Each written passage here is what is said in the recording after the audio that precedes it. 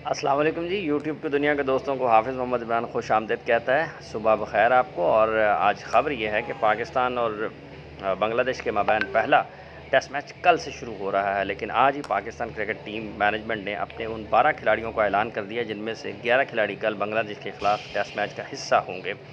Match ये होगा जी 10 बजे शुरू, जो बांग्लादेश का वक्त है उसके मुताबिक। और कल से पहला टेस्ट मैच शुरू होना है। और ये आपको बताते चलूँ कि ये टेस्ट चैम्पियनशिप का हिस्सा हैं ये मैचेस। जब पाकिस्तान क्रिकेट टीम बांग्लादेश के ख़िलाफ़ मैदान में आ रही है तो टेस्ट चैम्पियनशिप का हिस्सा होंगे ये मैचेस जहाँ खेले जाएंगे। अब कौन कौन से 11 खिलाड़ी हैं जो कल बांग्लादेश के ख़िलाफ़ पहले टेस्ट मैच का हिस्सा होंगे, उसके मुताबिक जी कि बाबर आज़म कप्तान हैं, मोहम्मद रिजवान वाइस कप्तान है, अब्दुल्ला शफ़ीक को भी शामिल किया गया है, आबिद अली, अज़हर अली, फ़हीम अशरफ और फ़वाद आलम, हसन अली, इमामुल हक, नोमान अली, साजिद ख़ान और शाहिद आफरीदी को उन 12 खिलाड़ियों में शामिल किया गया है जो जिनमें से कल पहले टेस्ट मैच के लिए 11 खिलाड़ी मैदान में उतरेंगे। अब इसमें आप देखते हैं तो शाहिन आफरीदी, हसन अली और फ़वाद आलम और फ़हीम अशरफ की सूरत में 2 फास्ट बॉलर्स और एक ऑलराउंडर को